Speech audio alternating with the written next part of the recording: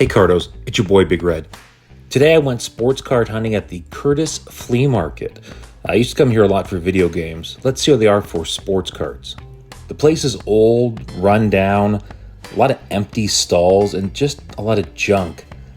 Vendors are a mix of antiques, clothing, old tools, cheap toys.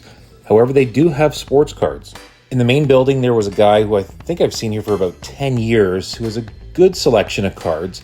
Mostly low-end hockey, but some other sports as well. There were a couple boxes of singles, junk wax hockey organized by player. It's kind of cool.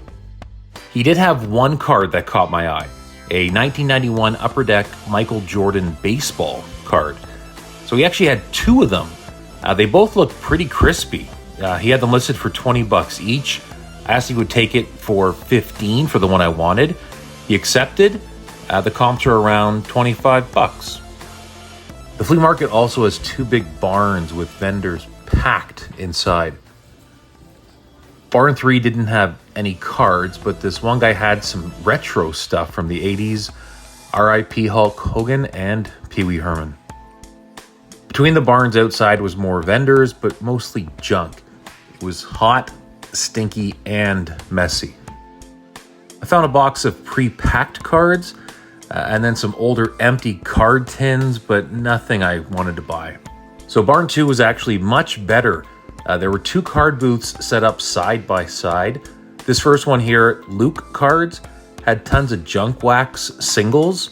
I went through a few boxes and ended up picking up these 7 cards here for $5. I probably could have got a few more for the $5. I was just so damn hot in there and I wanted to move on. The other dude had some similar stuff, but also vintage hockey. There was just so much else packed into this one little space that I could barely move around, and nothing jumped out to me to stick around.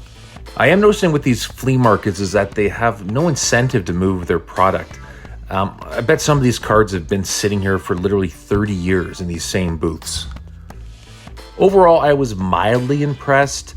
And I guess a bit surprised that the Courtice Flea Market actually had this many card vendors, but I only saw a handful of graded cards and it was still just mostly hockey. Overall, I give the Courtice Flea Market a 1.6 out of 5.